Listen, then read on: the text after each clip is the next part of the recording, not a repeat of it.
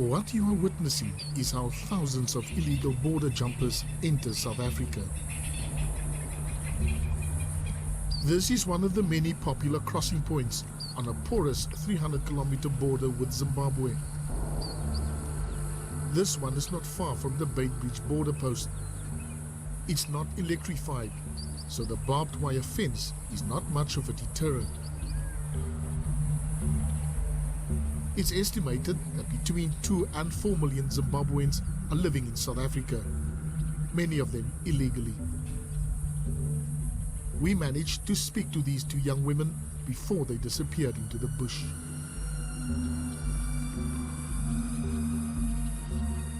I was from Kwekwe. We were just trying to pass the border to come to South Africa so that we'll be having something to do. We're just trying to save the money for us to give the guys who help us to cross here. And then by the time we find the guys, we came here. We tried to cross with them the first day. We were about to be caught, and then we go back to Beitbridge. The second day we tried, and then that's today, and then we are trying to succeed, you know. So you just jumped now? Yeah, we just jumped. Now we passed through the river, and it was hard there by the river. The guys were just saying, pass, run. And then there were crocodiles, you know, it was hard. We go to the river. We pay the boys 50 rand to cross the river for us. Did each of you pay 50 rand? Yeah. You paid 50, you paid? Yeah. Like most border jumpers, they don't intend to stay in South Africa permanently. My intention is to go back when I've got money. At least I'll be rich, showing my friends that I'm somebody.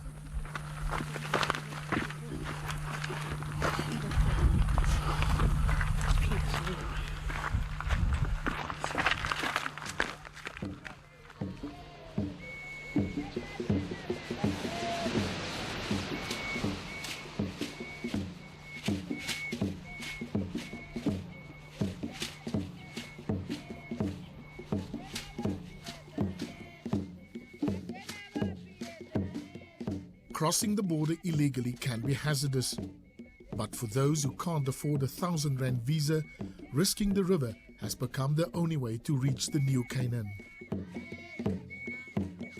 It's huge, and it's a big challenge, because in a day, within 24 hours, we can arrest around 200. So that works up something towards 2,000 per month. It's huge. Who's Notando here? Memory. Fence jumpers are becoming more daring. We found these young men openly crossing in broad daylight. On the South African side, a soldier spots the jumpers. 2 of them slip away when they realize their friends have walked into a trap. But almost all deportees will soon be back to have another go. It's a revolving door syndrome, because we have observed a tendency by some of the illegal immigrants that once they are deported to their respective countries, others may decide for some reasons to come back into the country, and obviously that is an issue that we have to deal with. This man has the never-ending task of repairing the holes made in the fence by border jumpers. They keep me busy.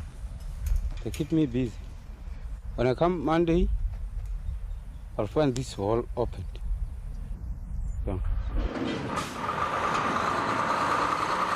Musina on the South African-Zimbabwe border has become a stopover for many illegal immigrants. Anita Lewis and her friend Fatima Fachi are both blind. Anita is 4 months pregnant.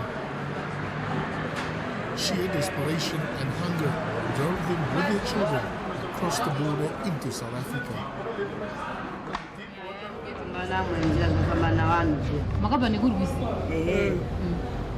They're saying they came from Harare yesterday, and then they came through the river.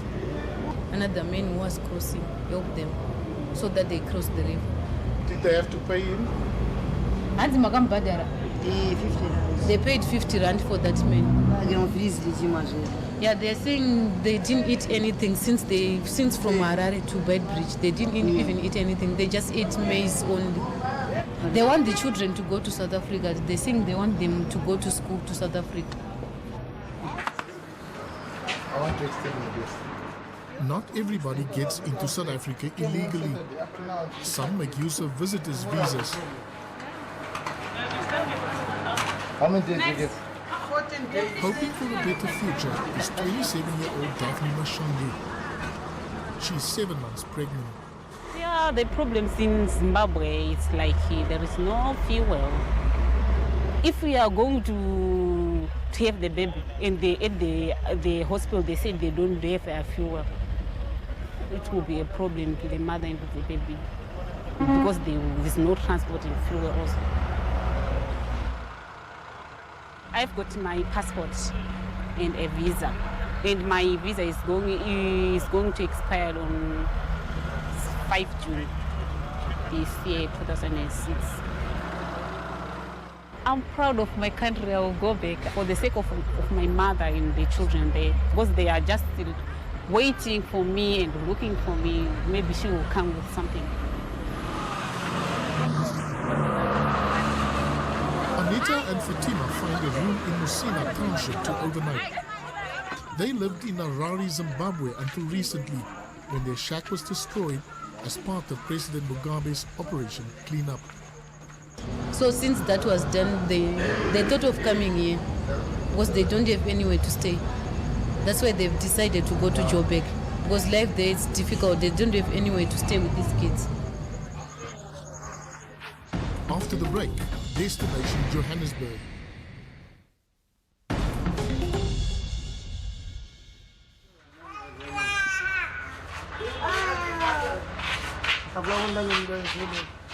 The next day, Anita, Fatima and their children go to Musina station. They're helped by this young man, Bakari. He's been to Joburg before and promises to help them find a place to stay there. Soon they're on their way. Destination, the city of promise, Johannesburg.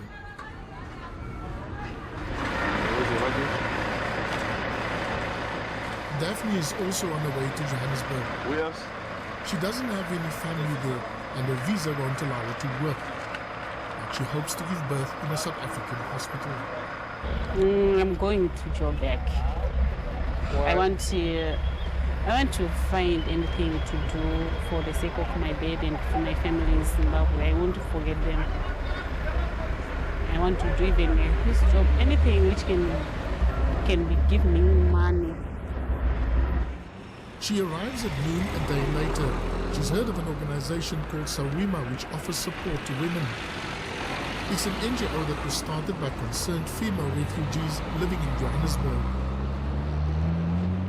We lobby for refugee and asylum seekers' rights. Many Zimbabweans end up here in the offices of Sawima. How many are from Zimbabwe? If you are from Zimbabwe, raise up your hand. Okay, thank you. Any other country? Joyce Dube, or Mama Joyce as she's called, is a founder member. She says life is hard for refugees. To come to South Africa, you must pay a lot of money. If you want to cross illegally, there are people who will, you must pay some people who will organize that. Then you cross the border until in South Africa you face the same problem. You must pay all the way to your destiny. Life in Johannesburg is very difficult. They think in South Africa they will have jobs or have better life. No, it's worse. The payment is very low. You spend the money paying taxes to go to work, but you won't have extra to buy food and anything. So some of them, they prefer to stay at home. Mama Joyce says pregnant women are not coming into the country for child support grants. They can't come here for grant because they don't have IDs. They are not legal in the country. How can they apply for a grant? If some of them, of course, they can use other people's IDs to go to hospitals, but they can't use that ID for a grant. Dudu Shuma is also from Zimbabwe.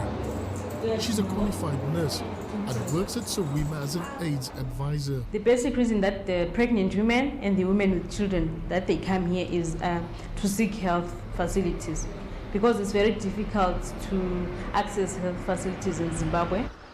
The perception that perhaps we need to correct is that if pregnant women decide to come and give birth in our own country, that does not necessarily or automatically make their children South Africans. Yes, they can come and give birth in our own country as long as they come legally, but that will not in any way make their children South Africans. All what the department will do will just give them a note which will indicate that the child was born in this particular hospital on this particular day. And that is not a reflection, or it's not a confirmation of their citizenship in South Africa in any way. But in the past, Specialist Simon has shown how easy it is for illegal immigrants to buy fake IDs and to get access to welfare grants. Here, a Zimbabwean woman is buying the necessary documents from a Home Affairs official in Johannesburg.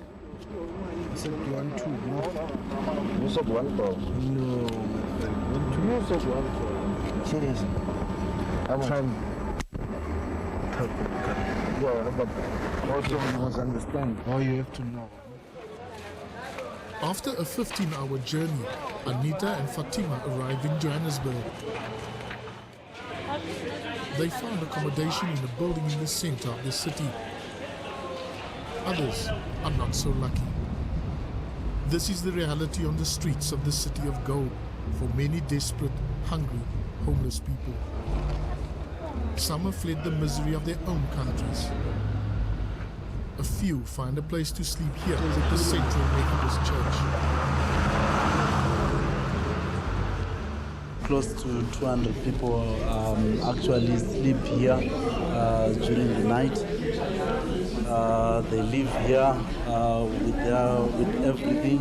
The church has opened its doors actually for more than 10 years to homeless people.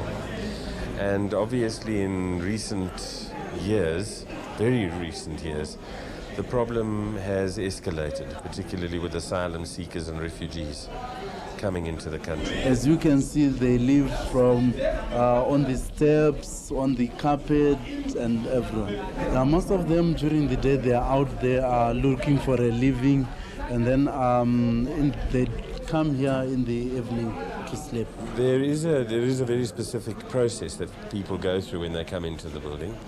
I interview each person, and in some cases, not all cases, then we'll try and provide some kind of accommodation.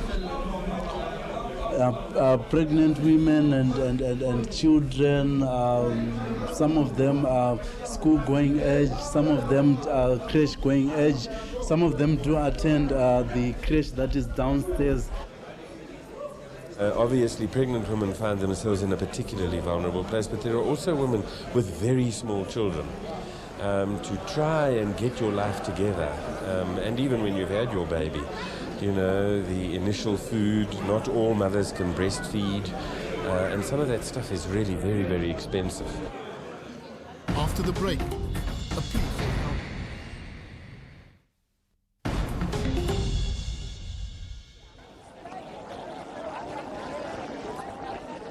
For many starving Zimbabweans, the only alternative is to cross the crocodile-infested Limpopo River. Food aid organizations say more than 4 million Zimbabweans are in need of help. The situation of hunger in Zimbabwe is enormously serious. We're looking at millions and millions of people who don't have enough to feed themselves this year. Yet those that have fled this crisis are not considered refugees because there is no war. There are new groups of people who are coming in as a result of the instability and the crisis in Zimbabwe. Some of those may be considered economic migrants, but clearly the conditions in Zimbabwe now justify considering them refugees. Many of those people consider themselves refugees and are seeking asylum in South Africa, although many of them are having difficulty getting the protections of the South African state because of administrative problems, hostility, and a doubt that the conditions in Zimbabwe are bad enough to justify them coming here. once you have applied for an asylum permit, you obviously have to come back to the department, and also there will be some few questions that will be posed, and on the basis of the responses, a determination will be made whether or not those people deserve to be given an asylum permit in that regard. The current concern of many people is the issue of access to asylum process in South Africa in general. If you look at the kind of backlog that the department has got, in a sense has become a handicap to many people assessing the whole process. There's also just simply inaccess to the system. If you want to apply for asylum, people who've been in the winter they're sleeping outside in Pretoria trying to get access to the offices. Now we hear that they're being pepper sprayed to try to keep them in line outside the offices in Rosettenville. You can't say that this is an effective response from the state. Home Affairs say they are busy with a project to deal with the backlog of asylum seekers. But until then, they only have one office in Johannesburg, and it's only open on Saturdays.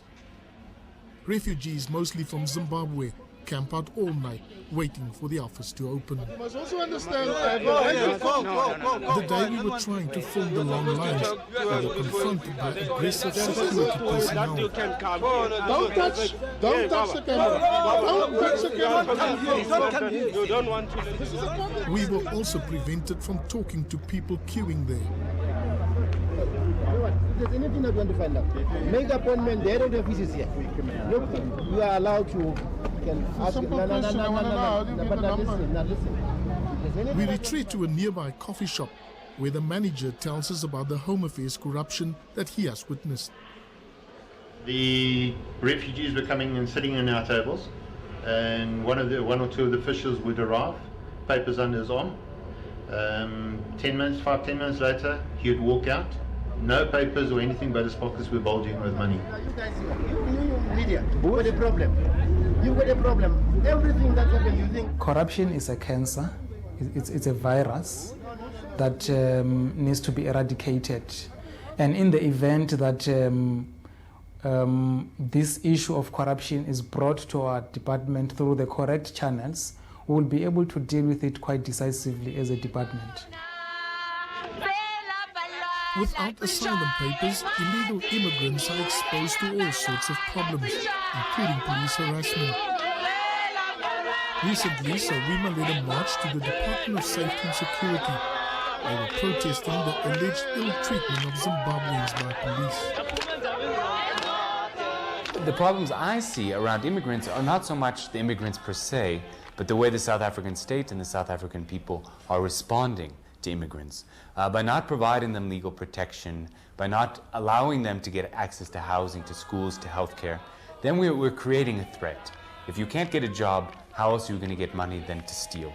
If you can't get housing, you're going to live in squatter settlements, you're going to invade houses, these sorts of things. If you can't get access to healthcare, if you get sick, you're going to get the people sick around you, and that's going to be a problem. A week after Anita and Fatima arrived, we found them begging on a street corner near Constitution Hill.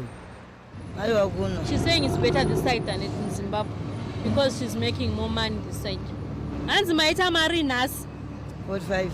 She says she made 45 rand. She's saying she's got a toothache, headache, and her feet are also sore. And Maita Marinas. She says she made 40 rand today. We follow them home. They're living with other blind Zimbabweans and their handlers on the 7th floor of a high-rise block.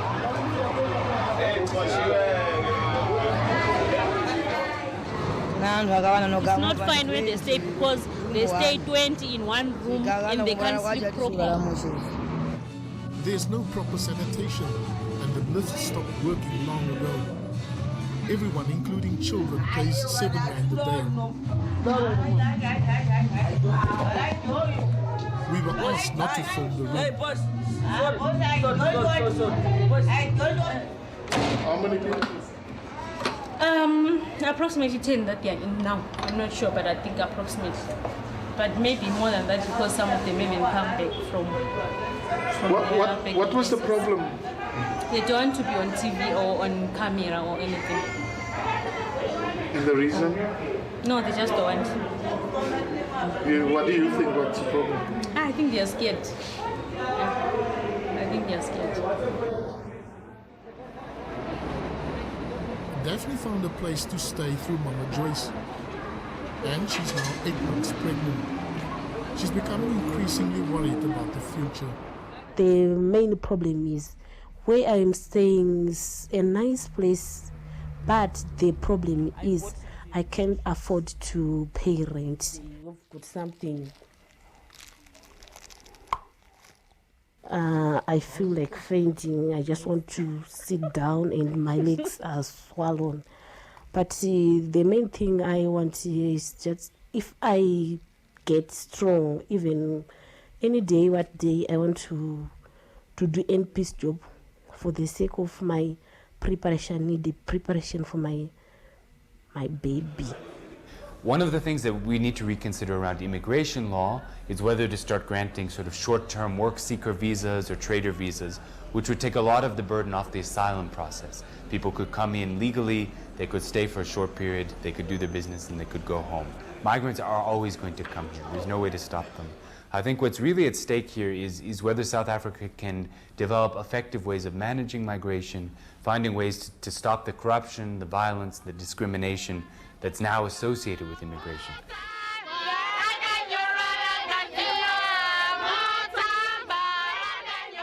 I think it's also an opportunity for us to, in one way or another, say thank you to Africa for what they did for us for many, many years in providing education, in providing home, in providing dignity, and in actual fact sometimes even providing hope when it was very dark.